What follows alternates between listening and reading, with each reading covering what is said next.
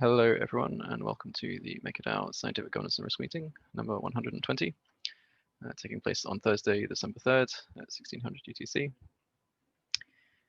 My name is Long for Wisdom. I'm the governance facilitator at MakerDAO at the moment. I'm joined by a bunch of Maker-related people and just anyone interested. Yeah, we've got our usual agenda today, a couple of segments as well I'll get to in a minute. Just to the preamble, if you have comments or want to or have questions or want to interrupt, please do. Someone will let you know if it becomes a problem. We'd love to hear from you generally, so please don't be shy. All right, so I'll just briefly go over our agenda. So I'm going to cover some kind of administrative stuff related to this call and governance first. We're going to have the usual weekly updates from the domains. We're going to have the MIPs governance cycle review for November, a little belatedly. And then we've got segments from a couple of people. So we've got Derek, who's going to do a walkthrough of the DsChief version 1.2 migration process. Sam is going to give us an update on the PSM implementation.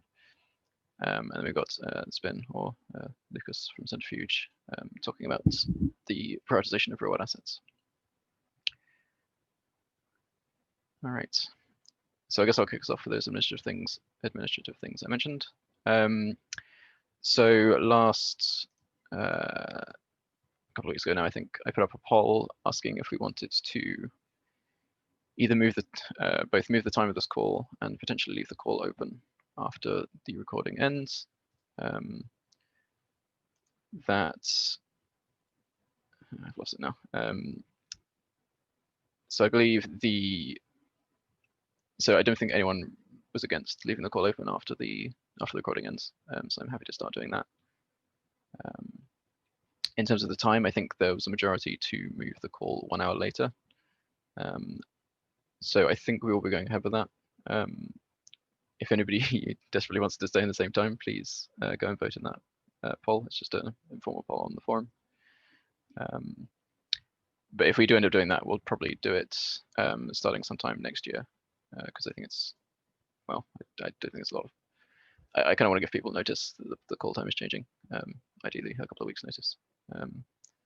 So I think we'll plan that maybe for the 7th. I think that's the first call in January. So again, unless the outcome of the poll changes in the next few weeks, I think on the 7th we'll move it to 1 hour later, which would be 1700 UTC. The other administrative point I wanted to mention was governance over the winter holidays, which ties into what I just said. The weeks of the 21st and 28th, I don't think we'll be having this meeting. Also, I don't think we'll be having weekly governance cycles. I think we're unlikely to get a large voting turnout on the 24th, I think, and the 31st, the dates the polls would end. So I feel like people are going to be busy with family and things. Also, having these calls is rather pointless because everyone's going to be away. So I'll remind everyone again next week, but just be aware that there's not going to be, this call isn't going to take place on the 17th or on the 24th or 31st. It will take place on the 17th.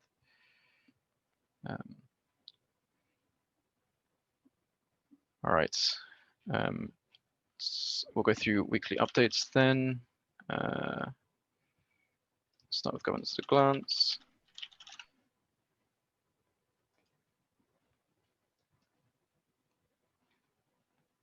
Cool. So we've had a couple of good forum threads, some fairly active discussions. As mentioned previously, Lucas from Centrifuge has started a thread on the priority of real-world assets, kind of talking about where we stand currently, and asking what else stakeholders can do to prioritize those assets, which drew some debates. As I kind of mentioned, we're going to have Lucas kind of bring up that debate later in the call as well. We had Sam McPherson create a thread talking about DSS Gov rewards, kind of describing a potential implementation for rewarding users that lock MKR in the governance contract.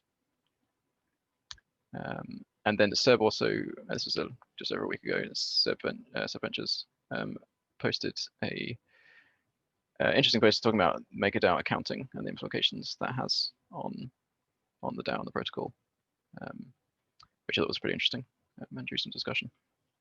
So I'd encourage people to check those out if they have a spare minutes. In terms of consensus and signal requests on the forum, a couple finished this week and will be moving on chain on Monday.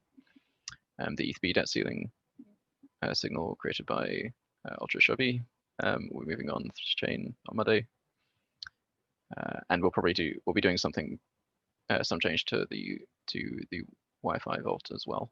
And it's confirmed with Primoz, but I believe it would be increasing to 30 mil and increasing the stability fee. I think that covers the signal requests and the discussions on the forum. So I think maybe we'll move on from there. General governance updates, I guess. As I hope people are aware, we're in the middle of migrating to the new governance contract. I'm hoping Chris will give us a rundown of that in a moment. And yeah, we've also got a fair few polls and actions scheduled for to go in December. So polls on the polls next week and the week after, and then executives on the 11th and 18th. All right, I think with that, I will turn it over to Chris, if you want to give us an update. Yep. All right, so let's do last week first, and I'll take a brief pit stop in DsChief when we get there. Obviously, we didn't have the weekly executive last week. We missed it because we needed to arrange some of the UI stuff in order to make the governance transition smooth. So that went out on Wednesday. And then it finally garnered enough votes and was scheduled, I think, this morning, or because it depends on your time zone, but it was scheduled a few hours ago. So I think with the 72 hours delay, if somebody wants to confirm this, that probably means that we, with the office hours modifier, aren't going to be able to cast it until Monday, during those like Eastern office hours. So this part is pretty critical. So for the time being, we want to make sure that everybody keeps their MKR on the hat. We don't want to transition over to the new system. I don't think it's in the UI, so it's probably not that big of a problem, but let's just make sure that the old chief stays secure during this transition. And then, and actually I'll add to that, Lev had reached out this morning. This is a pretty like palm sweating migration. Like, there's a lot of sort of anxiety and worry, and we have a bunch of tests that validate this works in Kovan and in mainnet, but you just, those are like simulations of what reality will be. So I think our confidence is high that this is going to go just fine, but you can't know for certain. So if there's anybody else with like smart contracting skills that has a stake in the protocol and cares, please feel free to validate that the mainnet chief will do the thing that it's supposed to do. And that, let's say the old chief is disabled after the transition, and that the new chief is anointed and capable of passing executives. Otherwise, we have a radically governance minimized protocol, and that's not good. So, then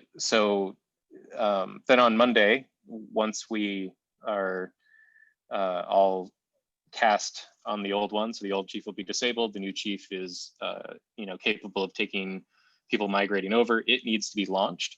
So we'll have everybody on Monday start to move over to the new chief, and we have to garner 80,000 MKR in order to launch the new chief. So once it's launched, the hat will be secure with that 80,000 or 80,000 plus, and then we can just continue on with executives the way we have been going. So, except this time without the flash loan risk. So that was my sort of detour into DsChief. I'll also mention in that executive, we moved the GSM delay. This was a bit of a, the whole like sort of smart contracts team and a few stakeholders sort of came together and just thought about the sort of risk balance of, having a GSM delay that was too short versus a GSM delay that was too long. We're balancing two risks that are actually like you would want to set that parameter in opposite directions for. So 48 hours ended up being where we collided. And I think we could lay out all of those arguments at some point and like governance like fully choose exactly where they think the like right risk balance is. Maybe we do that from time to time as well. So maybe we can recycle that once we do it. But that won't be until a new year. So so for now, the GSM delay will be 48 hours after this is passed. Should I stop here and ask if anyone has any questions about the migration? Actually, let's do that. I'm just gonna, I'll pick up where I left off, but does anybody have any questions about the migration, DsChief 1.2? Yeah, Chris, so with DsChief, it hasn't passed yet. It's very close. I think the spell that passed a couple of hours ago was the ETH-A debt ceiling spell that had the 72-hour pause on it. So yeah, we're currently at 69,000 approximately, and I think the governing proposal has 83 at the moment. So 83. Okay. So we're close, but yeah, we're close. Yeah. So so people keep moving your MKR over and voting on that new chief. Yeah, I misunderstood a conversation that we were having this morning. I didn't realize it was the old spell that had passed. No worries. It took me a while too. With the delay on there, we have overlapping spells, so it's a tricky one. But I think your comment still stands that Monday is probably the expected time for it to be executed with the office hours on there as well. So yeah, the rest stands true. Yep. Okay. Cool. Any other questions about the migration? Anyone think they want to independently verify that the spell does what it says it does? Okay. All right, I'll move on. So collateral assessments. So we've finished Uni. Ave is still in review, where there's a few like little things we're going to add to it, and we'll push it out. But the deadline for that right now is Friday. So the Ave assessment is almost complete. And then the rest of every other assessment that we needed for the end of the year is complete, I think, with the exception of TBTC, but we moved that. So we've done RenBTC and Uniswap V2 for WBTC and F. We didn't do any collaterals in Covan last week because it was all the chief work. There's still the DSS exec-lib that needs a review. And we did a little bit of work in the collateral onboarding sheet just to like assess priorities of real world assets and where they fell on the sheets. And for the domain teamwork, we posted about the GSM delay. I made some updates to the schedule post for the end of the year, and Sam is still working on the PSM. So there's been a lot of activity around the PSM. And then for the coming week, we have the collaterals going to Covan, which we're working on right now for Uni, RenBTC, and we're doing MIP 27, which is the debt ceiling instant access module. So we've got all of those happening at the moment. We still need to do, let's see, the TBTC collateral assessment. And there's a bunch of domain team reviews on MIPS 14, 17, 25, 29, and 30 that we still have to get to, but we're so packed towards the end of the year that most of that stuff is off. The foundation team is, they've got the auditors chosen. They did a bunch of work on the DsChief stuff and are also just assisting with a really aggressive schedule for the end of the year. And that's it for smart contracts. Does anybody have any questions about the entire smart contracts section?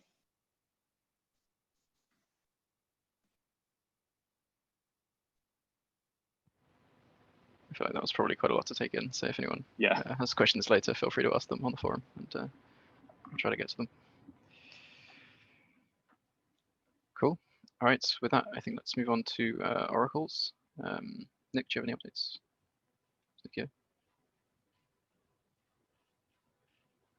oh, no, looks like Nick's not here. Okay, we will do risk then. Primoz? Yep. So we have quite a lot of updates as well from our site. Pretty busy last couple of weeks. We published few evaluations lately. There were 2 evaluations for UniLP published, DAI ETH and USDC ETH, and ETH RebBTC is also going to be published in coming days. From so-called regular tokens, we also published Aave, Uniswap, and RebBTC actually some time ago. So as Chris mentioned, they are supposed to be onboarded really soon. The only one we missed was TBTC, but we still aim to release it until the end of year. On the real world asset side, as mentioned last week, 6S risk assessment was published. The on-chain poll to onboard it also looks good. I think it passed. Another evaluation for real world assets was released this week.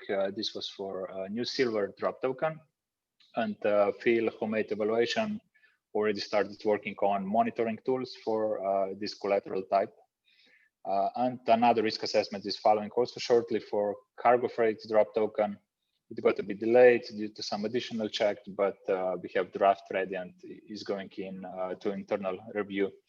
So it looks the fastest reward asset we can have implemented looks to be the one from 6S. I think at this point it remains in the hands of Matthew and his team to have legal structure, everything in place. So there was also a lot of work from our side done this past few days on MIP 27, which is the debt ceiling instant access module. Actually, we needed to propose parameters for this model, and the idea was to have some kind of test run to implement it for at least 3 assets that could see most of benefits during the holidays. But as I noted on the forum yesterday, we found that this module might lead to some unintended behavior. There's possibility somebody could make debt ceiling fully utilized all the time by performing certain repay and mint activity actions. And meanwhile, he could lower debt ceiling. So we're actually in contact with smart contracts team if this could be, fixed somehow or adjusted in the near future. Because if not, not sure if this model can be implemented or could be implemented maybe only for ETB, for the assets that have most of benefits using it. In any case, if it doesn't go through, we'll probably just be on the safe side, and next week we'll propose some increased debt ceilings during the holidays, so we won't have this issue with executive votes and hitting debt ceilings. Large work was also done on finalizing updated risk parameters for all collateral types. Next week, we should release a table that actually includes updated risk premiums and debt ceilings for each collateral type. And the plan is to actually help rates group, which actually meets next week because there's a monthly meeting scheduled. So we have some assets in the portfolio of which risk metrics changed since they were onboarded. And that is why we might need to do some adjustments for both stability fee and debt ceiling. And for instance, basic attention token is a good example where both risk premium and debt ceilings are not really appropriate anymore. And this same table also includes proposed maximum debt ceilings. This is something that instant access module for debt ceiling actually needs. So we're also planning to use this same table that's going to be updated monthly for debt ceilings as well. So next week, we aim to work on monthly updates on a report for rates. As I mentioned, Rates Group has a monthly meeting, so we may propose some changes because of this updated risk premium table.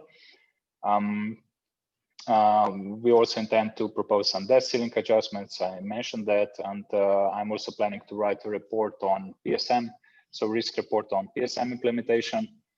We still need discussion which stablecoins do we want to include in PSM initially, or in what proportions. And what also might be needed to discuss soon is if, for some reason, disabling stability fee for stablecoins won't be passed. Kind of think it will, but you never know. In such case, we might also need to start thinking of increasing surplus buffer because we would have underwater vaults. And then finally, I want to know if you're also watching closely the outcome of the vote for Compound's adjustment to their liquidity mining scheme, so the reward scheme, where they actually plan to limit DAI borrowing. And this could have a positive effect on DAI pack if users on Compound start switching to another favorite yield farming asset. So that's it from Risk. If anybody has any questions, please feel free to ask.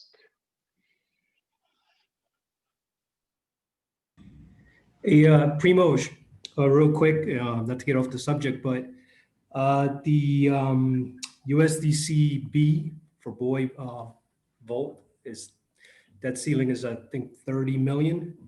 Do you think there's a need to increase that in case we have like a big sell-off and USDCA is almost at the debt ceiling of 485? Do you think it's necessary maybe to bring that up to like, I don't know, 100 million or unnecessary? Has the risk team looked at that or thought about that? I know you guys are busy with 150,000 things, but that's actually a good point. So yeah, there was some discussion if this vault type is needed. First of all, I think it is needed. It's exactly for this kind of events when you have liquidity drying up and you really need it for liquidation events. In terms of what kind of debt ceiling should be applied there, I would say it really depends on what happens when we implement PSM and what kind of tin we choose. When it's going to be more evident what kind of buffer is additionally needed. I've run some calculations what's the amount of stablecoins needed to go to the pack, actually to go to 10001 if we choose 0.1 tin. But yeah, it really depends on the whole picture after PSM is implemented and we have pack stabilized. We'll need some kind of buffer on PSM as well, and then on top of it, as you mentioned, we would need one on USDCB, and yeah, probably bigger one might be needed just in terms of what's the current DAI exposure currently. So yeah, good point. All right, cool. Yeah, so you guys have been thinking about that. All right, awesome. Yeah.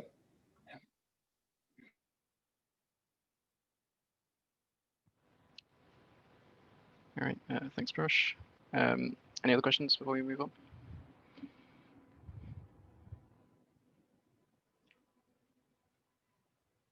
Cool, doesn't look like it. All right, Amy, do you want to give us an update for community development and operational support? Yeah, I wish I had more to update for this week, but a lot of the work I've been doing is foundation facing, including I have been reviewing a few grants, which are really exciting. I can't wait to announce those. One of the things that I did want to mention is that we did choose a fellow for the Claros and Maker kind of like legal assessment for collateral fellowship. So he will be probably joining a call to introduce himself at some point, hopefully by the end of this year. And so that's my big update for this week. Nothing else much to mention to this group. Cool, thanks. Yeah, it'll be awesome to get that fellowship thing going. It'd be good to get some sort of legal thoughts on the collateral onboarding process.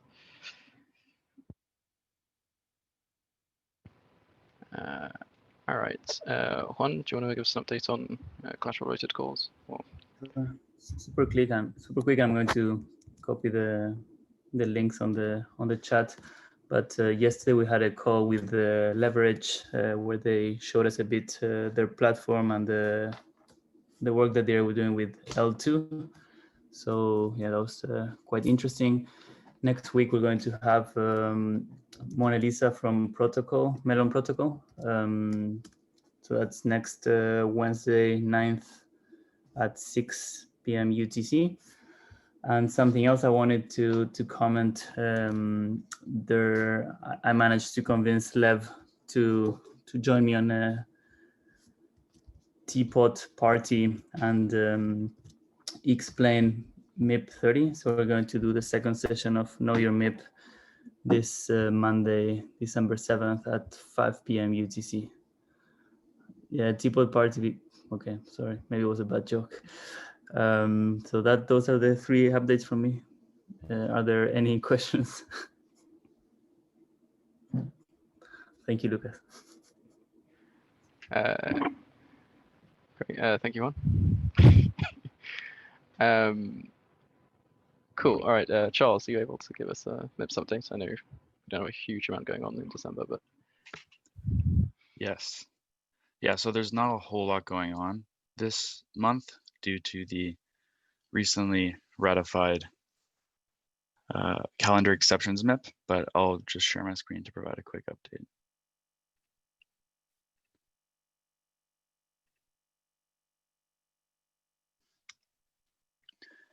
All right, so since we didn't have a call last week, I'm just going to do an update on that. Last week was the final week of November's governance cycle. So the monthly MIPS executive vote was published on Monday, officially passed on the 24th, and was executed on the 27th. So all 7 of the below proposals have been marked as accepted now. That is the emergency voting system, flash mint module, which still has to be implemented, the debt ceiling instant access module, which also still needs to be implemented. The operational support domain team has been ratified, and the calendar exceptions, which I previously mentioned, source cred funding, and lastly, the proposal to onboard Amy as a support domain facilitator. And on Thursday, there was no governance and risk call due to the holidays. So this week and for the next couple weeks, there won't be many MIPS updates other than proposals moving from different statuses and maybe new proposals coming in, as well as new discussions. But yes, due to the calendar exceptions MIP that was accepted in November, there won't be a governance cycle this month. And due to the meeting being postponed or canceled last week, Long will be performing the governance cycle review today. So he'll summarize November's cycle and open up the floor for some conversations about what happened over the course of the month, as well as maybe having some time to talk about the plans for the next governance cycle in January. In terms of collateral onboarding, there were 3 governance polls for collateral onboarding published to the voting portal on Monday, ending today. These governance polls, as a reminder, are for signaling support for or against adding the collateral types in a future executive vote. So all 3 of the REN BTC, RWA, Juan, aka Success Capital, and Uniswap were approved. The community greenlight polls for November for Nexo and YFII both resulted in getting deferred. And as always, for more details on the status of collateral onboarding, check out the prioritization framework spreadsheet that can be found in the forums and on collateral.makerdao.com. And also, there is a update in Rocket Chat called Collateral Onboarding Updates External, which you can join to get updates from the domain teams on their specific areas and progress of testing, mainnet deployments, and so on. The current proposals in the request for comments phase are MIP 17, the weekly actual debt ceiling adjustments, which may actually become obsolete due to MIP 27, the instant access module. I still have to follow up with Planet X on that. The governance redesign contract, which is MIP 26, the PSM module by Sam M, and the MIP 30, which is by Levin Rain, aka Crop Join. In terms of sub-proposals, we have the governance communications declarations of intent to see if the MKR holders want to officially onboard a governance communications team down the line. So if this passes, it will show the intention that the MKR holders and the MKR community want this. There's the Maker protocol to cover by Nexus Mutual declarations of intent, which means that if this passes, the Nexus Mutual team will be working on a proposal to actually incorporate this. And lastly, there is a sub-proposal for onboarding Juan as a support domain facilitator as well. And if we do have the time, if anyone here wants to talk about those, I know Juan, this proposal is quite new. So if you do want to speak about it, you can definitely do that if we have time or if Long allows. And lastly, there's a couple new pre-MIP discussions. We had one for the delegation of authority by Planet X, real estate tokenization of protocol for also, and a couple others that have been on the forum for a little while, but there's still active conversations, and that is one for incentives to align interest of MKR workers with the MKR holders, and lastly, some ideas on the DIPEG, USDC A Vault, and fees, and just an overall analysis and suggestions within that discussion. So yes, that's it for today. And I think we can move on to the governance review with Long, or if anyone, one of those authors wants to say something now, that'd be awesome.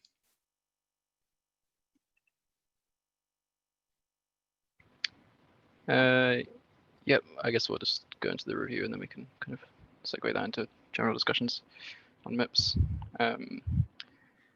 So yes, as Charles said, we sort of saw 7 proposals move into or get approved, which was great. Some of those were fairly important, like the replication of like the operational support domain is pretty big, because that's kind of expanding the scope of what the DAO does, which is awesome and definitely needed, I think. We also saw the declaration attempt for source code funding go forward, which I think is potentially pretty big, because that kind of implies that maker holders are willing to fund the governance community more generally and the activities they take part in on the forum, which is good, because there was no guarantee that that was going to be the case. Yeah, also, as mentioned, the debt ceilings and access modules should also be pretty big, as Primoz alluded to earlier. There's a lot of kind of a lot of other cool stuff in there as well. Does anybody have any kind of thoughts, I guess, on the previous governance cycle or on the next one?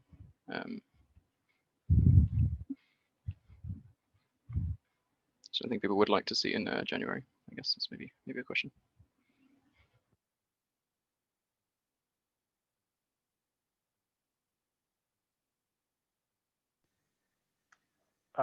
Can you guys hear me?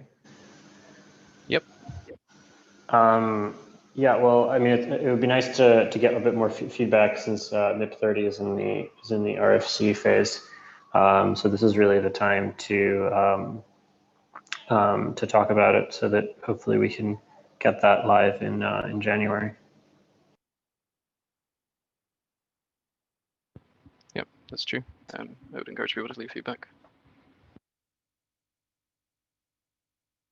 And just to update on the timing, there is that I'm planning to formally submit that in beginning of 2021, which I believe is the next opportunity to submit that as part of the normal governance cycle. Yeah, that would be correct. I guess, so one of my comments would be that we've kind of recently seen that tends to work better for submitting MIPS if as much of the code and sort of like checks like those sort of audits, tests, etc., have all been completed prior to them being formally submitted. Just because that sort of eases up the burden on the smart contracts domain team to kind of audit all these sort of subsequent to them being approved. I guess I like how far along, I guess, is that sort of stuff with MIP 30?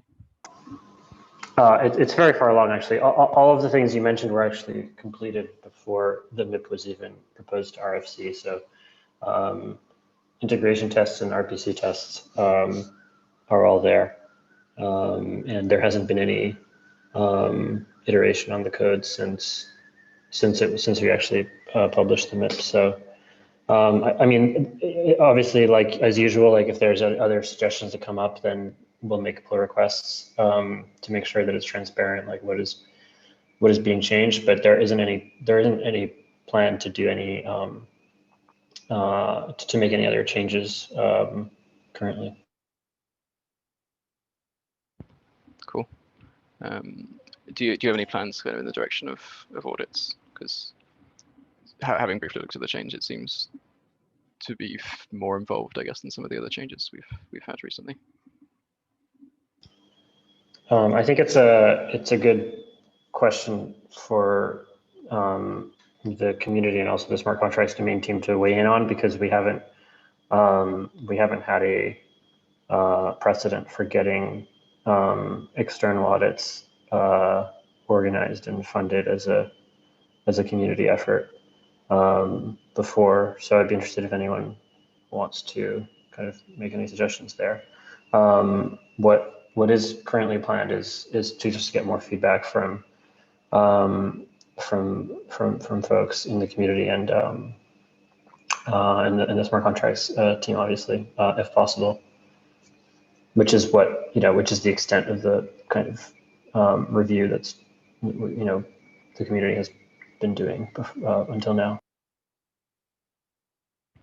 Yeah, that's definitely correct. As you say, we haven't had a precedent for the community organizing and paying for audits yet. In that direction, though, we do have MIP 14 has been passed now, so in theory, it is possible to use that to spend funds from the protocol. Yeah, we can talk offline about the various options, but yeah, I think. And also, there's an issue that I wanted to raise concerning, since you mentioned, it's obviously good to have as much fixed technically before the MIP is formally submitted. But I don't know. Do you think this applies all the way up to the actual spell? The reason I ask is because for all the other kinds of MIPs that have happened so far, and also collateral onboarding and stuff, the spell is usually something that the smart contracts domain team was kind of preparing, close to the end of the process, especially because the spell is something that the way it's written might depend on what else is going to go in that bundled executive, and also like the state of the system at the time that it's being added. So it's not something that necessarily you can actually freeze at the MIP proposal stage. So do you have an opinion there about what the role of that is? Yeah, I mean, I could give an opinion on that. I think the most that we'd want to see from the spell would just be probably authorizations and whatnot to understand, what the spell was going to do. I mean, we don't really need to make a whole spell while it's at that stage, like while it's in the sort of RFC or even the MIP approval process. What would be helpful for us is after it makes it through that process, if then, whatever team is responsible, like whoever the stakeholder is that submitted the proposal, begins working on a spell to help integrate it into the system. So, and then we can lift parts of that, or maybe it's even just a pull request against like the current Covan spell that we're working on. And that would make things much easier. Just because otherwise we're going to bottleneck. In fact, we already are kind of bottlenecking on. I mean, we already had to create the collateral priority sheet for collaterals that we're adding. A lot of the MIPs are starting to pile up too, like the more technical MIPs, and so yeah, that's helpful. But as far as MIP 30 goes, like I'm super excited about it, and everything so far looks great. So I think you guys have supplied exactly what you need to at this point. Okay, cool. That's great to hear. And just to confirm, to summarize one of the things you said, which is that you think it's appropriate in a lot of cases to start work on the spell once the MIP is already been formally submitted. This is acceptable. I mean, just in the case of specifically crop join, the system authorizations are part of the RPC integrations test as part of the suite. So that part is kind of there, but not in the form of an actual something you can copy paste into a spell. Yep. And so, yeah, and that's all I think we'd really want to know ahead of time for the technical MIP is just sort of authorizations, and that way you can kind of think about what it has access to while you're auditing it.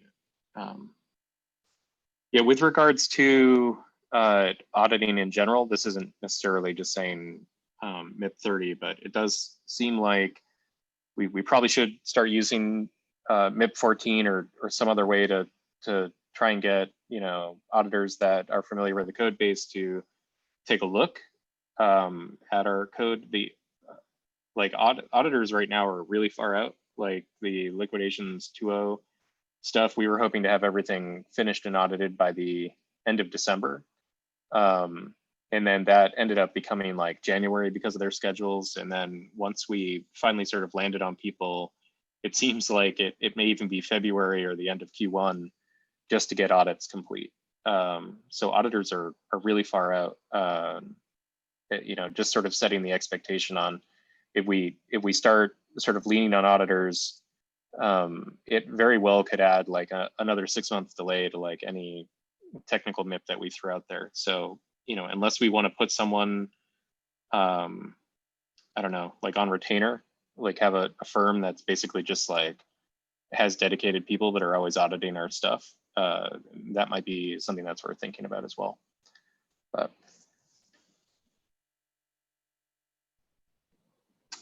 yeah, so Peter, the vetting process for auditors. So Peter asked what the vetting process for auditors is. So for the foundation, we sat down with a good chunk of auditors and just sort of went through each one of them and had a conversation for about an hour about what their capabilities were, how many people they'd put on the team, what types of toolings they bring to bear, their methodologies. And then we kind of stacked all of those auditors against each other and said, okay, we're going to choose some number of auditors. Let's make sure we get like a wide coverage of, say, formal verification and, like manual audit and some tooling stuff. And, like we kind of like looked at to see if we could get like a good breadth of coverage. And so that's how we've chosen them in the past.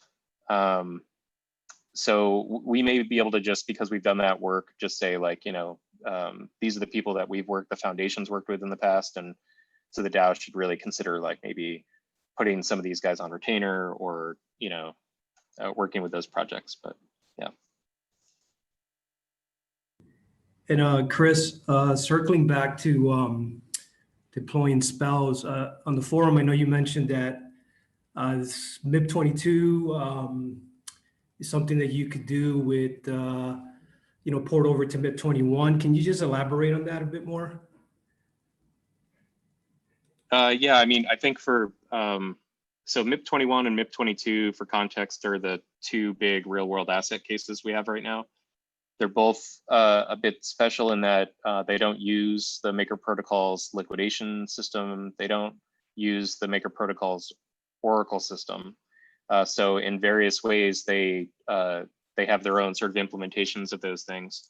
But there are like common threads that are important. Like we still need to sort of plumb in liquidations and plumb in, let's say, emergency shutdown. And so a lot of like, let's say the work that's happening on MIP 21 for being able to, shut the protocol down and then still have DAI holders have a claim on the token that would represent MIP 21.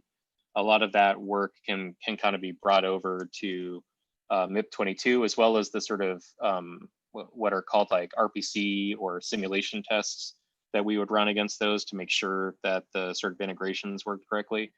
The idea is just not to duplicate code and to try and make sure that like everything sort of passes the same test suite, or if it doesn't, we have a really good reason why it doesn't. For the most part, though, the two implementations are pretty different. So, it's not like we can lean on too much, but at least there are a few areas where they should check the same boxes. Cool, thanks. And circling back real quick, because maybe some people have questions about RWAs, but circling back to audits, is the Gauntlet thing still on the table for 2021 for the DSS Gov? So Gauntlet is doing economic simulation of liquidations 2.0 right now, and so they're still working on it. They have plenty of time to sort of do that because other auditors are also a slight bit delayed. So yeah, so Gauntlet's still doing their thing. I don't know if was there a plan for having them on DSS Gov, Frank, or did you just, is that a like yeah, a slip of the words? Not to put you on the spot, but I thought you were going to bring them on one day and kind of give us like feedback. Oh, right. Yeah. So there is actually, so I still have a post-it note. So this would be the risk parameters for liquidations 2.0. Yeah. Sorry. Yeah, there is still a plan to, I mean, I've got that like written down as one of my line items. So I want to schedule another sort of community session where the sort of risk team shows up and we talk about the risk parameters individually, what they sort of mean. We hand those sort of off to risk so that they can make their choices on them. And we were hoping to have Gauntlet sort of step in on that conversation as well. That probably at this point isn't going to happen until next year, but that might be better because Gauntlet will probably have a really good mastery of what those options are as well, and could probably give us some like really good feedback about here's your lower and your upper bounds on these particular risk parameters. So, yep. Cool, thanks, man. Yep. All right. Hey, Chris, one last thing before you go. Mm-hmm. It was just a question because I'm hearing from you kind of this crunch on smart contracts. You know, everything's kind of broadening in Maker, and it's kind of all landing in the smart contract zone, either operationally or just by writing contracts, executing them, auditing them, all that jazz. And this thought about, you know, decentralizing these functions of Maker, and kind of the general question is, do you feel, or the questions are, do you feel that that is landing on you, and do you need more resources, not just money as well as people, to kind of, I just feel like we're going to end up under a crunch like the stablecoin stuff and the smart contracts. And I wondered if that's a concern for you, and if you see a way for us to help the community to help you mitigate it. Yeah, I think it is becoming a concern. I mean, the foundation is obviously trying to hand as much off to the community as the foundation can. The foundation has also like been providing these resources, and we're down 3 engineers on the foundation side. So since Mariano left, so we've got another engineer starting next week in the foundation, which is great. But you know, we've also got to kind of bootstrap like people in, and then we have the grants, which is great. So there's, you know, we've got a few people coming in through grants, which is really helping with collateral onboarding. And Sam is obviously amazing as well. But we're definitely bottlenecked on our technical capabilities to sort of get through all of this. Like I said, we have the sort of priority sheet for collateral onboarding. We may end up needing to think about exactly like what the priority is for these next MIPs. And then I'll say overall, I've been getting you know, a little concerned that, and this is maybe even beyond what we're doing here, but I'm concerned about DeFi in general, about the rate at which DeFi is moving, the number of exploits that are happening, just the sort of utter insanity of like of the sort of rate of changes and how unsafe things are, how things aren't being audited. Right now, Maker is like a cornerstone of DeFi. And I think it would be a mistake for us to compromise the sort of strict adherence to sort of, you know, the way we audit, the way we review, formally verify all of our contracts, just so that we can be more speed. I think that Maker really should be focused on, or have more speed. I think Maker should really be focused on being a you know, a more solid protocol, something that is your sort of, you know, backstop that you can rely on. And so, you know, at some point, I don't know. I mean, you know, I think we should get more people to look at this. The decentralization of it is still going to be a tricky process. That's another conversation. Because, you know, at what point does everyone feel comfortable that, let's say, one of the core engineers that's been working on this doesn't have to review stuff that goes in the protocol? And you know, that's also a weird thing for us to feel safe about. But yeah, I don't know. I kind of look at this and long was sort of asking like, what are we going to do for, you know, the next monthly cycle? And a little piece of me feels like maybe we should pump the brakes just a little bit and make sure we get through. We've got a lot of really good stuff lined up, and get some of these like amazing features out with a lot of focus on making sure that they're secure and safe. Because we try and push too much, we're going to make a mistake, and we've got too many collaterals. We've got too much, too many. I guess collaterals under custody at this point. What, 2.5 billion? So. Yeah, I just wanted to say I share your view on that, and I just see it as a building thing that if we don't provide resources either in the centralized fashion through Maker or through governance, you know, in terms of finances, because I see this whole space broadening, and I agree with you. I have serious concerns about how this thing is broadening, and there's no real. We have regulations that dealt with various collapses of financial systems, you know? And so I hate to interrupt, but we need to move on, I'm afraid. Oh, well, I just want to know basically what we can do, because I don't know that we're going to get to our decentralized smart contracts team within a year. I mean, this is space grade code. Like we have to do this right the first time. This isn't typical financial software. We can't restore from backups. So, I mean, we're building a Saturn V rocket here, and we're trying to do it in a community type of fashion. And I'm concerned about what can happen when we take off. All right. Thank you for that, Brian. Okay. Yeah, I think we will move on now because we've still got a couple of things we need to get through.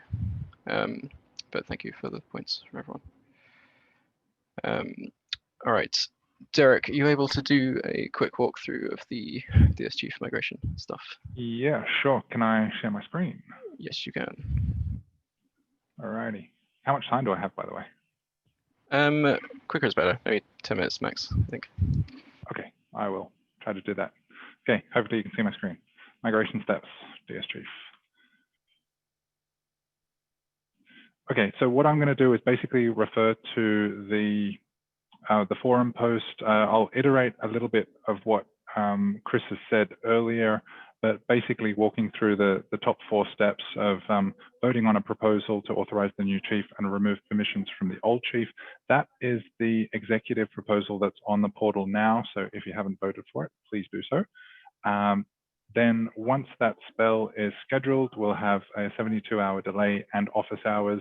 So like we said at the beginning of the call, kind of expect that to be Monday, Tuesday. Let's see how we go. But that is the point at which the new chief gets the authority. The permissions from the old chief are removed, but it doesn't yet have, it's not yet activated, which occurs when you vote on the new chief. So to do that, you've got to withdraw from the old chief, deposit in the new chief, and then vote like you do usually. So what I'll walk you guys through quickly now is this process of withdraw, deposit, and vote. So there we go. So what you're going to see in the portal is a box at the top of the screen. On the executive page, you'll essentially be able to withdraw. That will withdraw your MKR to your wallet. You'll approve that. You will then see a box that shows you the ability to deposit either using a hot wallet or using a hot wallet with a cold wallet, so essentially a vote proxy. But in this instance, let's look at the hot wallet only. So that's number 1. Click here to deposit directly into the new chief. You'll do so. In this case, I have 3.5 MKR, so I will deposit that in. Once you confirm the transaction, you'll see in the voting contract how much you have, and then the note will tell you, please vote on the new chief, which is a separate transaction, and the executive proposal will appear here as it does normally.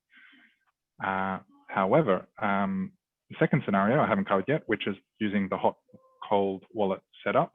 So if you wanted to do that, then there is option 2 on the list to create a vote proxy. And for those of you that have done this before, this set of screens will be very familiar. It walks you through the process of selecting first your voting wallet, typically the hot wallet, which you select or choose from a drop-down list. And then select a cold wallet. In my case, I was using a ledger. Likewise, click and the address or the wallet address.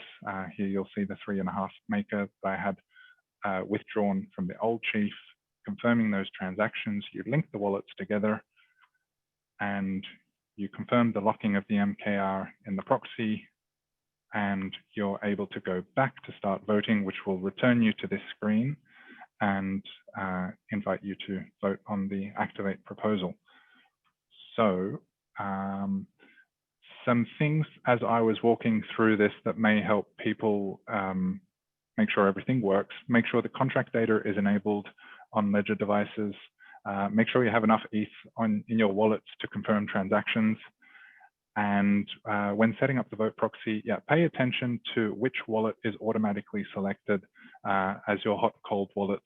As I was doing a lot of testing, it was just a thing that came up that, oh, make sure I'm looking at the right wallet when selecting it. But otherwise, you should be good to go. So yeah, quick reminder, please vote, it's out there. I think we're about 12,000 short, so I expect hopefully we'll get through it relatively soon, which will set us up for next week. And the reason why we'd like to get through this phase relatively quickly is because we also have executives lined up for the following Friday.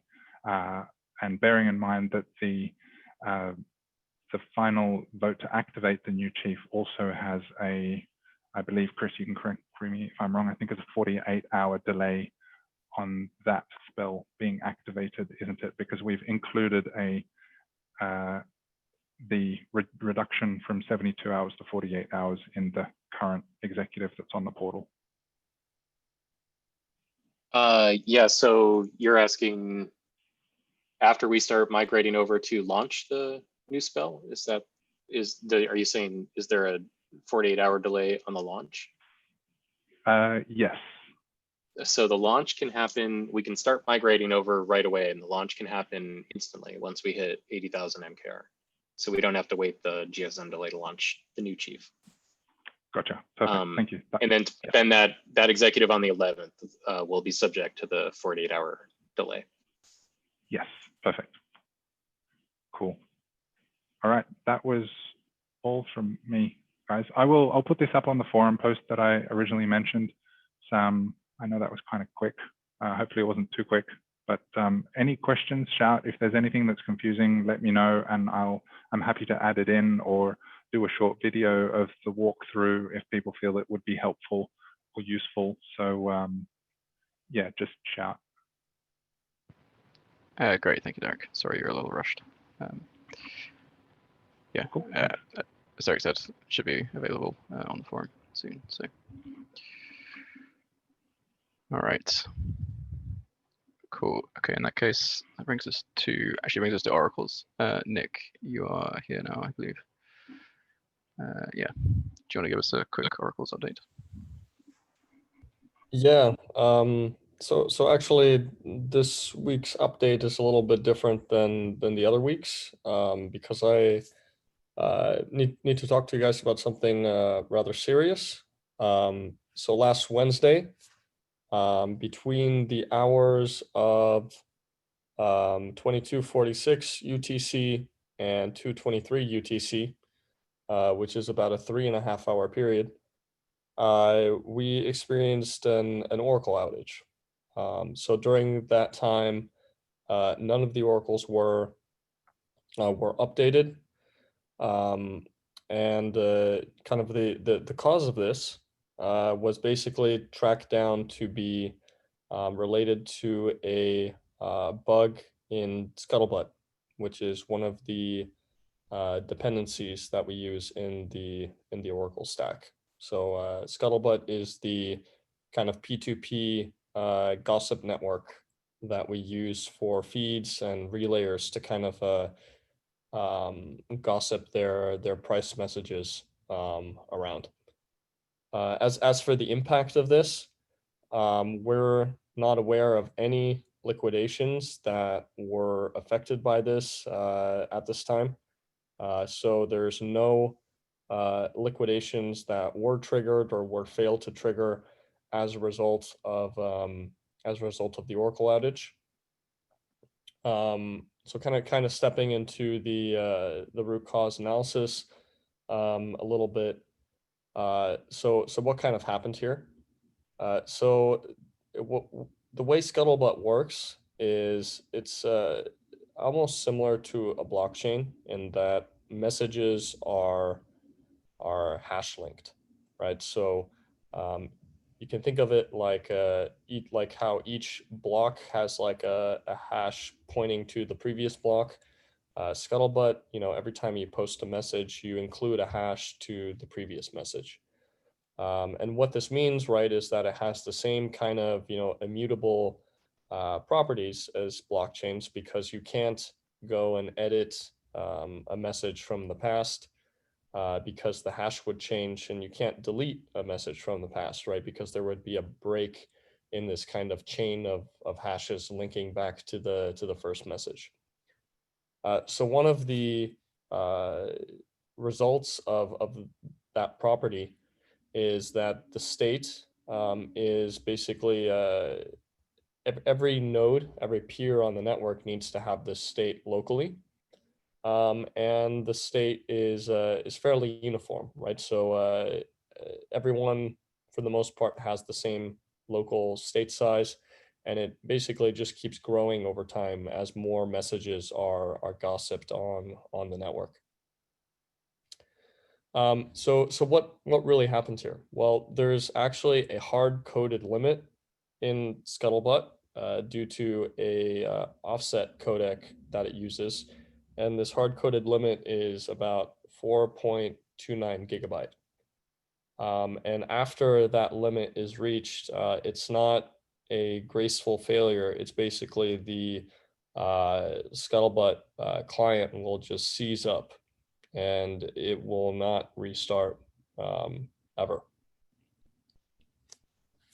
So the thing is that this was not something new to us.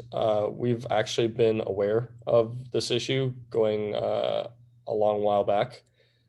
So actually as far back as like September 6th of 2019, because we extensively tested the Oracle V2 code base for about a year before multi-collateral DAI even launched, and this was one of the issues that we'd run into and documented. Now the thing is that we basically calculated how often we would encounter this message, right? And so what are the factors here? The factors are that there are a certain number of feeds, right? There's a certain number of collateral types, and that there's a certain frequency at which you have to update the prices of assets. So with the feed and the number of collateral types, right, we projected far enough into the future, right, that we didn't exceed the limits of those models. But what we did see is that the frequency of price updates is actually much bigger than what we saw during our testing phase. With the original calculations, we were kind of led to believe that we had about 18 months before we would need to migrate to a new Scuttlebutt network before we would hit this issue. But as it stands, right, we're earlier than 18 months, right? MC multi-collateral DAI just turned 1, right, a few weeks ago. So we hit this this threshold much quicker than we had originally anticipated. So kind of what did we what are we doing about it? Well, ever since we launched the Maker Oracle protocol, our kind of a goal has just been de-risking the oracles across the board. And basically the aim is that we have 100% uptime, and we want to basically be redundant on different levels. So on the one hand, we want to be infrastructure redundant, right? So that there's no one piece of infrastructure that can go down that will affect us. And on the other hand, right, we want to have implementation redundancy, right? So there's no one tool that we rely on, right? Where if there's a bug in the tool that affects every single person on the network, right, that we don't experience any downtime from that either. So we call this kind of infrastructure redundancy and implementation redundancy. So on the implementation redundancy side, for the past year, we've been quite busy working on that. And so that includes, right, coming up with multiple price tools, right? So instead of having to just use a single price tool, right, which is called Setzer, we have another price tool called Gopher, right? And the idea is that you would run both in parallel. And if one doesn't work, right, the feed would kind of just flip over and use the other. So that's on the pricing tool side. One of the things that we're working on right now is the transport layer side. So the transport layer, right, being this kind of network where price messages can be transmitted and distributed. So Scuttlebutt right now is the only transport layer, but we have been working actually for the past quarter and a half on integrating libp2p as another transport layer that would be in parallel. And so what's frustrating about this is that had this event happen, had we hit this state size limit, right, at even 2 months in the future, it wouldn't have affected us in the slightest because we would have already had libp2p integrated. So in terms of mitigations, we've already been working on this for quite some time. So it's actually quite frustrating that the timing of this, how it happened. Right. Yeah. Sorry, not to interrupt you too much, Nick, but we need to move on soonish. So try and cover your last points quickly. I'll just wrap up really quick. So essentially, I'm just going to skim through a really quick timeline. All of this is going to be posted in a forum post that the Oracle domain team is coming up with. So you'll get all the nitty-gritty details. But essentially, we found out about the issue when a community member notified us that they were having an issue with one of their relayers. We quickly identified the cause as the known scuttlebutt issue. And we kind of immediately started reaching out to feeds to kind of assess the situation. After we figured out that this was going to be an issue that was critical, quite time sensitive, and could lead to a loss of quorum between the oracles, we decided we needed to execute an emergency migration. That basically entailed just setting up a new scuttlebutt network and getting everyone, all the feeds and all the relayers migrated over, with the goal that we needed 13 feeds, right? Because the quorum for the oracle is 13. So we needed 13 of the feeds to migrate over as quickly as possible.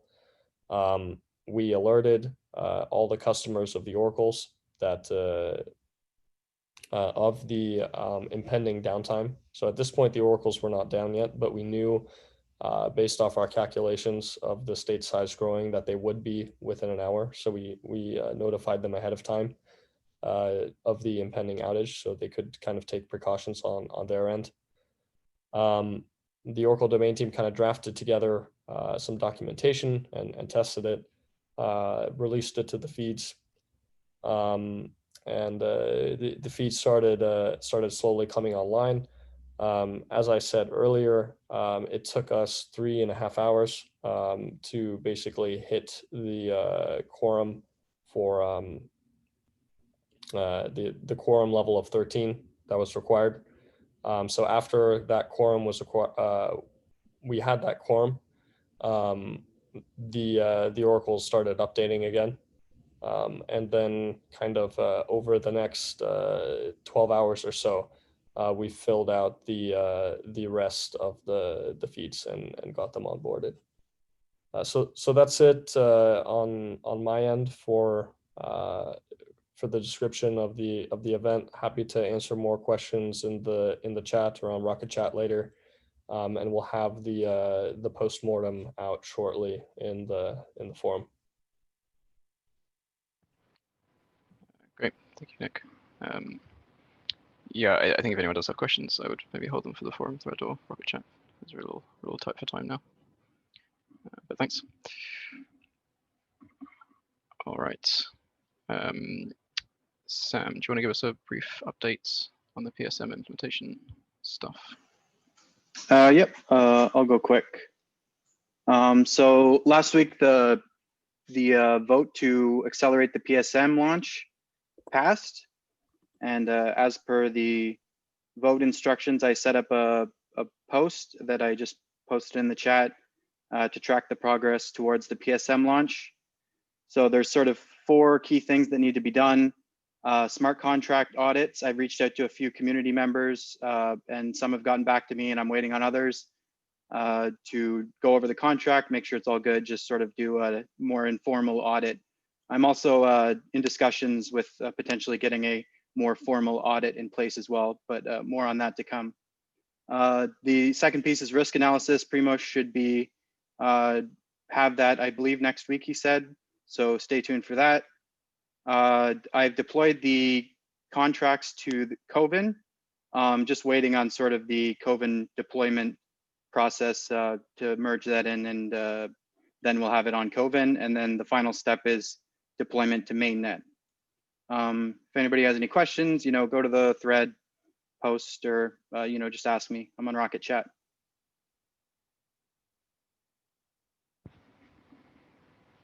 Cool. Yeah, thank you, Sam. Kind of good to see the progress that's being made there. All right. I think that brings us to Lucas. Apologies for the delay. I know you're hoping to maybe get more time to discuss this, but this is where we're at. So.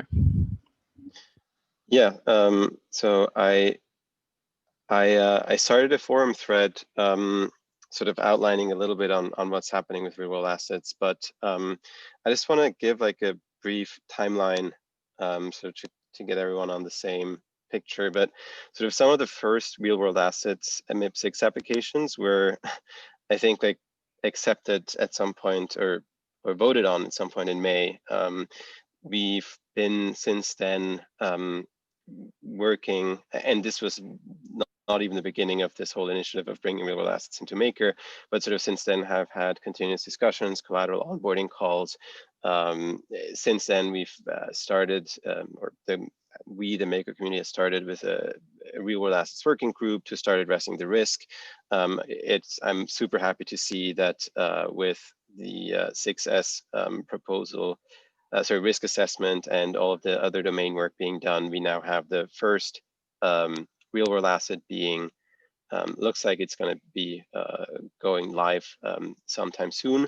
All the while, though, there are others, and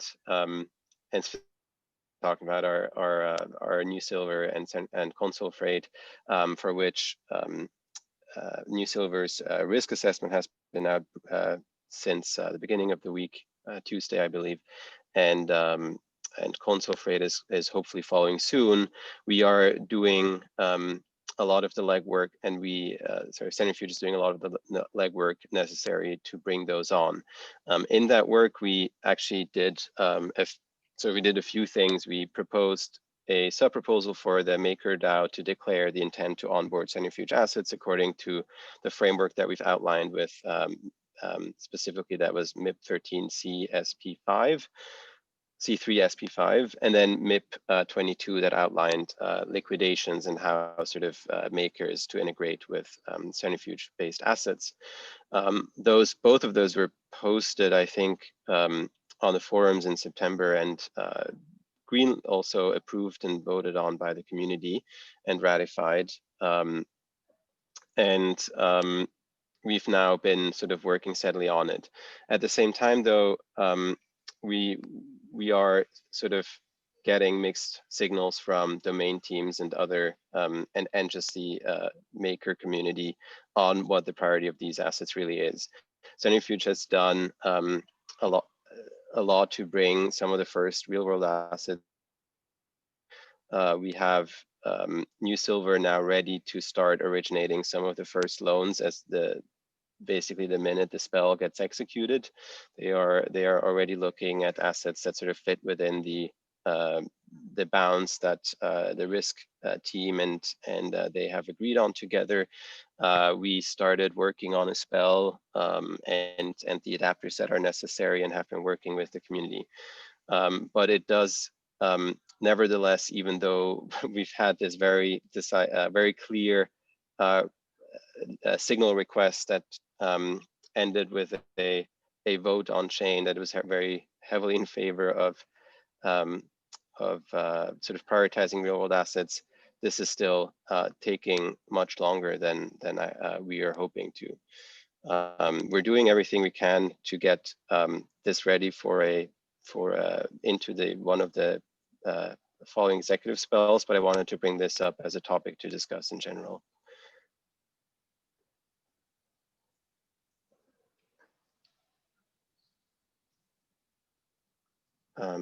It's and sort of one of the examples is that right now, and El Pro you on the forum posted quite rightfully that right now it seems like Ren BTC and a whole bunch of other coins are ranked high, but then also just in general sort of our then these assets that we have that are ready, that are able to diversify the collateral base, that are able to draw a significant amount of DAI, mint a significant amount of DAI, generate a significant amount of liquidity in the system, are not seeing the attention that I believe they should get.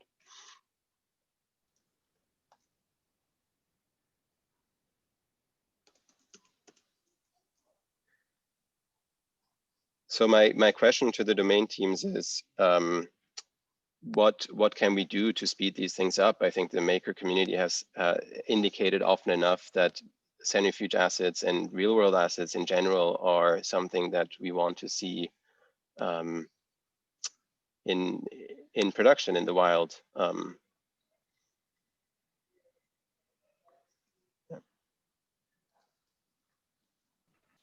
Yeah, so I'll maybe kick off a little bit of discussion. So, obviously the domain teams are all feeding back into that collateral priority sheet that that I linked in the sidebar. So we've got, a number of collaterals that the community has greenlit, and then there are a number of different teams, Risk, Oracle, smart contracts. There's the sort of greenlit score itself. I think maybe even, I don't know if governance has some feedback in this as well. But, we kind of give it a gut check on each one of these, metrics, and then that rolls up into a score. One thing we could do in the sheet that, because the community is, voted to prioritize real world assets, we could say, is this a real world asset or not? And if it is a real world asset, we certainly could add like an additional sort of like weight to that column, and that might adjust the score, and move sort of real world assets above some of the other things that are on the list. So yeah, that would be where I would kick the discussion off. Would be, I think what we should do is probably funnel all assets into the priority sheet, just because that, if it's done well and we iterate on it, should allow us to really see the most bang for the buck for the protocol. And if we believe that we should diversify into real world assets, like that community poll had suggested, we certainly can add like an additional sort of weighting score that might bump all real world assets up the list a little bit more. So that's where I would start. So what's actually still required from the domain teams to get MIP 22 onto a collateral onboarding poll, similarly to the success one that has just finished? Right. So what we still need are domain team assessments from, I believe, so Risk already did. I think we would start with New Silver, and we need a domain team assessment from smart contracts and from oracles. And so those two assessments, I mean, I'm working with Lucas to see if we can do a review of that, but it's obviously not just as easy as like grabbing a ERC20 and then you already know what the rest of the stack looks like. There's certainly more involvement. And so, we don't really know what we might find when we dig into it. The sort of areas Lucas and I have already talked about would be similar to MIP21 would be, you know, what do we do in emergency shutdown? Make sure that the code can handle an emergency shutdown and, you know, be able to yank tokens. You know, there's a question of, in MIP21, we sort of wave hands and liquidations happen via the trust. But liquidations are actually taking place sort of on chain using, I think they're the centrifuge contracts, and I've not dug into that code yet. So we still have to sort of dig in and make sure that like liquidations are safe. I don't know if Risk has evaluated that. And then oracles, I think the same thing. We sort of, you know, we get a standard sort of oracle price from, I guess, these audits that the representative does for MIP21, and for MIP22, they're sort of providing their own pricing. So we're bypassing our oracle. So we're getting both pricing and liquidations from centrifuge contracts, and that needs like some sort of heavy scrutiny just to make sure that that's correct. So, you know, obviously the review of these isn't as easy, but that's where we are. I mean, I just want to chime in real quick. It's not about that it needs scrutiny, that it's correct. I think it's just incentive misalignment, right? Like, I don't see how you can have an issuer of an asset saying, having the ability to effectively change the price on the fly. That just seems like the Maker protocol is taking on a huge amount of risk. So I don't really think that, you know, there's no oracle here. I just think that you know, there needs to be kind of a layer in between whatever centrifuge the price is and whatever price the system is using. Now okay, but what Nick, form that takes, right, is yet to be determined. But there needs to be some kind of abstraction in between. So Nick, can I address this point? Because centrifuge and I personally here in the call, I'm not the issuer. We are a team of people who have been working for more than 2 years on addressing this issue of how we allow issuers like New Silver to do this.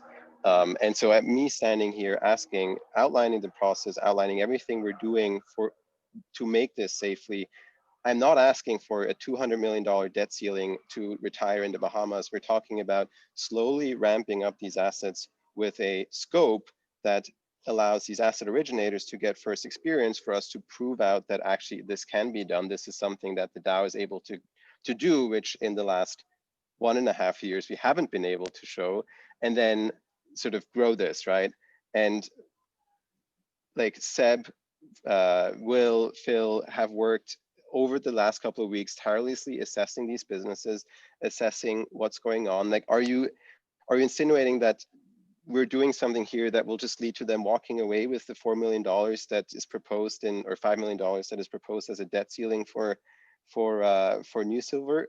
Are you worried that this is the thing that New Silver is going to do when their entire business and their reputation?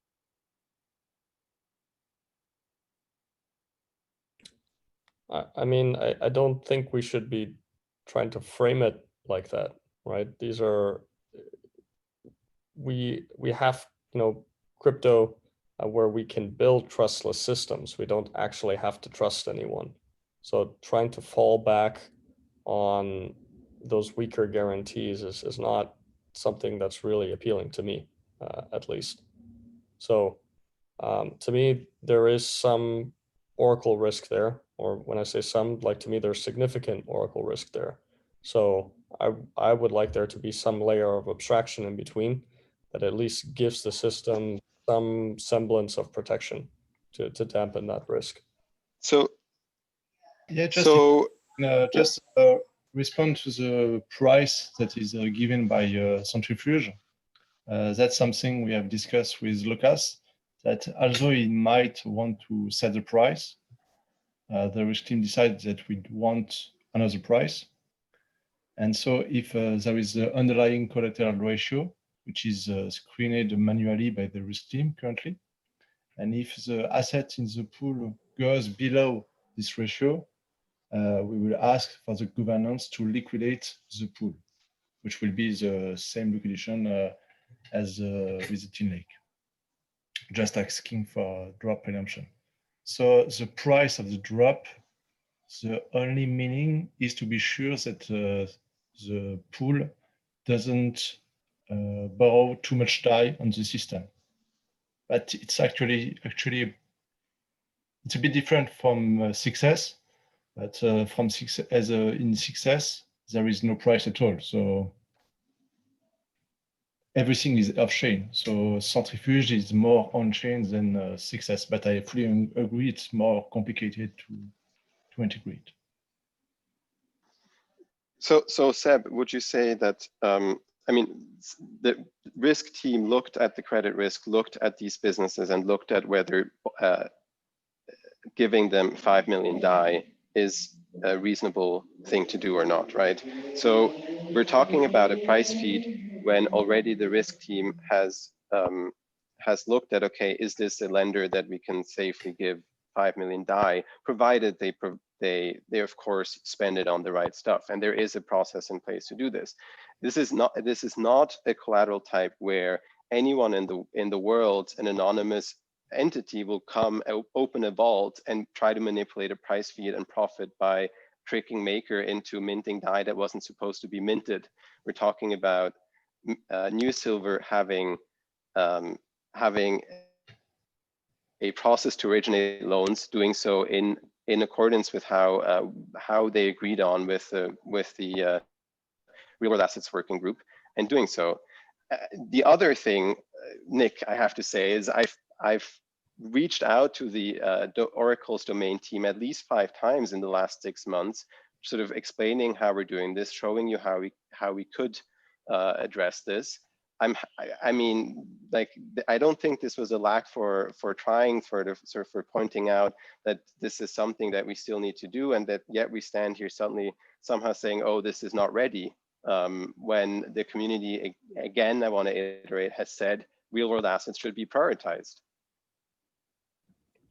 Yeah, look, I mean, we're working with, like my team in particular, we're working with a very limited number of resources, right? We have this constant collateral onboarding going on every month, right? That takes up a huge amount of our time, right? We have the community telling us like, oh, we want to do LP tokens, right? So we've been working on that. I think the community said we want to do real world assets tokens, not LP tokens. And I'm happy to put out a signal request about this, but that's bullshit. Well, we already had a collateral prioritization signal request for real world assets that I think was pretty decisive. Yeah, and so we did. So right, the fruits of that are that we recently finished the Oracle assessments and the risk assessments and the technical assessments for the success stuff. Nick, everyone in the Maker governance community said real world assets are getting a special fast track that is outside of the regular collateral onboarding process, because they're new, because they're special, and the community said we should prioritize them. I don't think that just saying we have one is an excuse for saying, oh, Centrifuge shouldn't get its work done. I'm really not saying that Centrifuge shouldn't get its work done. That's not the point I'm trying to argue at all. I'm saying that. Okay, then when it's getting it done. I can't give you a date. I'm pretty much swamped through like the end of the year at least. Like I don't want to give you a date and then, you know, lapse on that date. I don't know. So you mentioned, right, that we've talked in the past, and we have. But the problem is that it was too wishy-washy. There was nothing to really look at, right? At one point we discussed, right, that there would be a third party that would basically be giving us be validating the price and giving us the price, and then we would then query the price from this third party. That doesn't seem to be the case anymore. And so yes, and risk has assessed this without external oracles, Nick. No external oracles were promised in this risk assessment. Yeah, but that's just from the pure risk side. That's not from the Oracle risk side, right? So whether you say that I'm pulling the price from someone else or from you, there's still an oracle. The oracle just happens to be you. There is no off-chain oracle feeding in a price. What we do is we look at how much has been borrowed and make sure that the value of collateral within in the vault, sorry, that maker will get this repaid. There is no oracle here. Providing value that extends the line, that extends the amount of credit that someone can get against the token. What formula you use on your side to determine that, it doesn't matter. You have the ability to set that price. Up to 5 million DAI, we do have that ability, yes. And the new silver has the ability to say how much their assets are worth, and the real world assets working group and risk team is monitoring what they say and how they're providing information to them that on what by in a way that is very similar to success.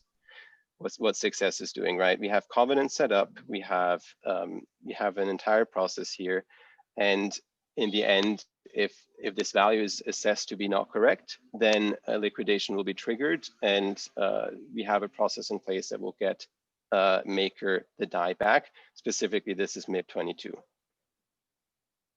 Just and for the sake of getting a solution, so the drop token, the price is not that difficult. It's a constant price plus the accrued interest. And maybe the accrued interest are complex to compute, but it starts with a price, I don't know, maybe $100. To me, and cannot we just get this constant? So it's not about what formula you're using to price it. I'm sure that's all fine. It is from a risk perspective, Centrifuge has the power to set the price, or the issuer. I need to look into it more. Yeah. But the issuer has a yeah. The issuer sets the price. The issuer has the ability to set the price, and that to me is a huge conflict of incentives. And so there needs to be some abstraction in between the issuer and the protocol that kind of protects the protocol from this, right? That's just not an incentive. Like it's just a misalignment of incentives completely. Yeah, but Nick, it's a debt, so it starts with a price. Don't go to a bank, increase, borrow a loan against the house, and tell them if you can use just a constant, it will be a bit of loss for Centrifuge because they will not be able to borrow as much. But we are speaking about 8% per year, so it doesn't change the world. And getting constant is quite easy, I guess. Guys, I think there are two different topics that we should discuss separately. One of them seems to be the specific Oracle risk or any type of risk, and the other one is about prioritization. I think that Nick's job before anything else is protecting the protocol.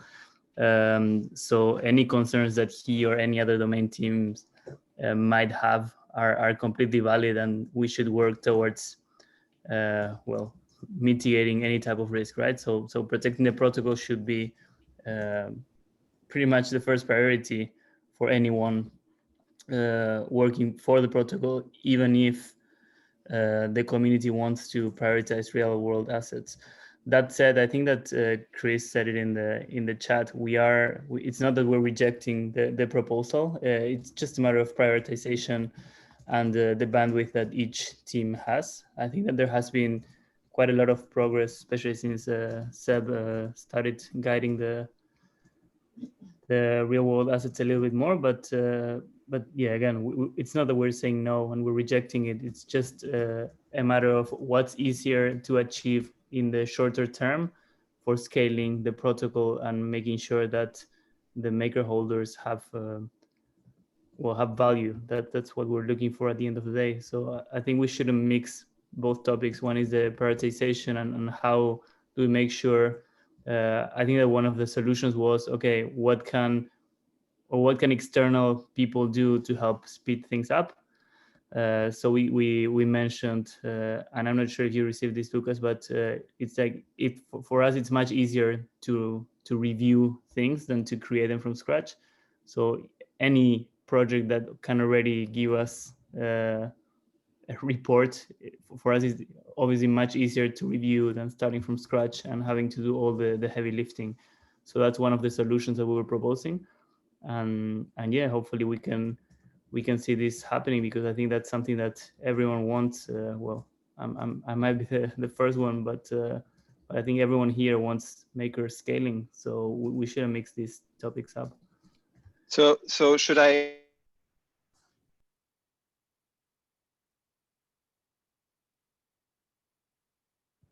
I think you might have cut off there, Lucas.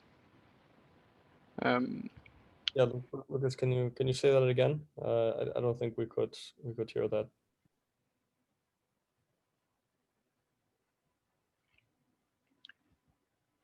It sounds like he might be having issues. Hopefully he'll be back shortly. I think he has a polka dot thing event right now, so maybe he got disconnected. Yeah, just to come back to the collateral prioritization sheet, one issue was that real world assets were penalized for good reasons, because they are a bit more risky. But the collateral prioritization sheet didn't take into account the fact that the community and governance voted on making them a priority.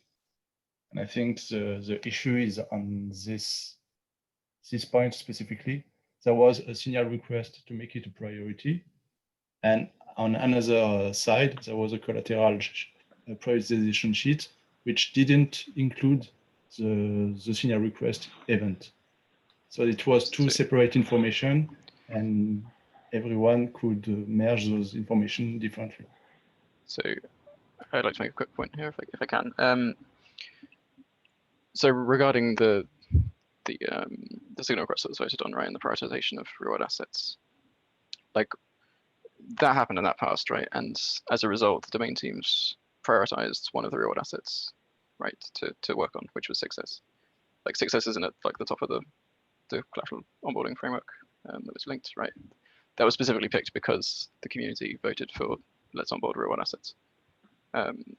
So whether there was kind of a mismatch of expectations and that the community expected the domain teams to drop everything and work on all of the reward assets versus the domain team's interpretation, which was let's get at least one reward assets going and continue to do the things we're currently doing, right, with the crypto assets.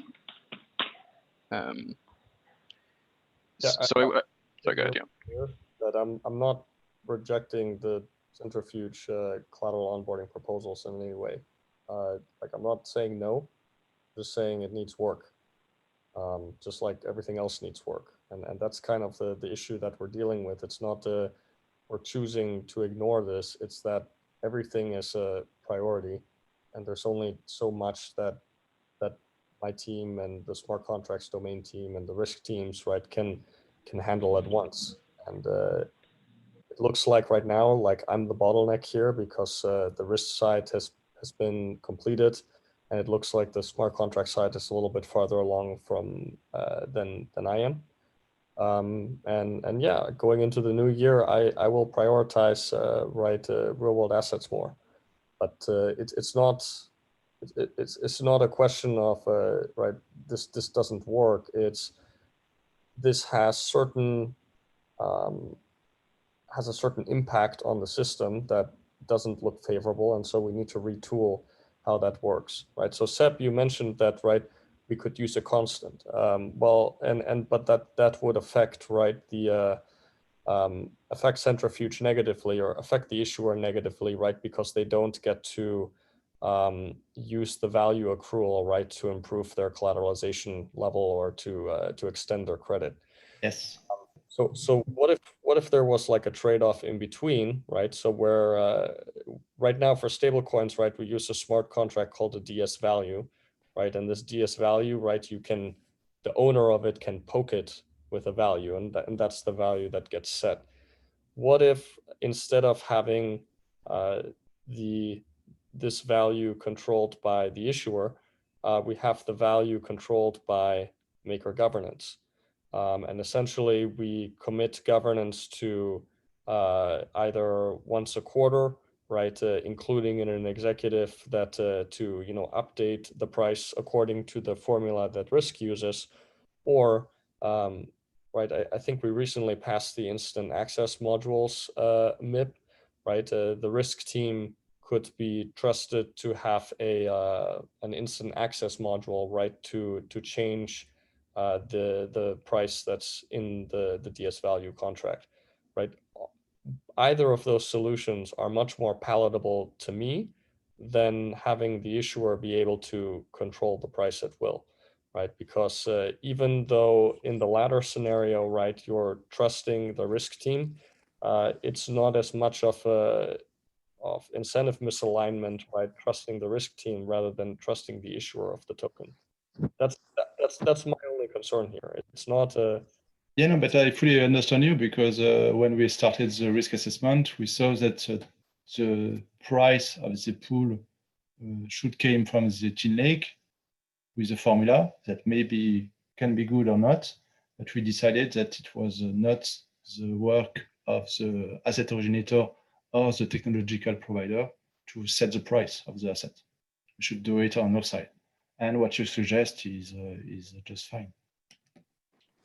Right, so I'm going to jump in here because we're at quarter to the hour. So I think we will probably try to wrap up the call here because we've already gone quite long. As kind of I mentioned at the beginning of the call, I will leave the call open after the recording ends. So if people do want to continue discussing the issue, they're more than welcome to. Nick, would you be able to stay on a little bit longer?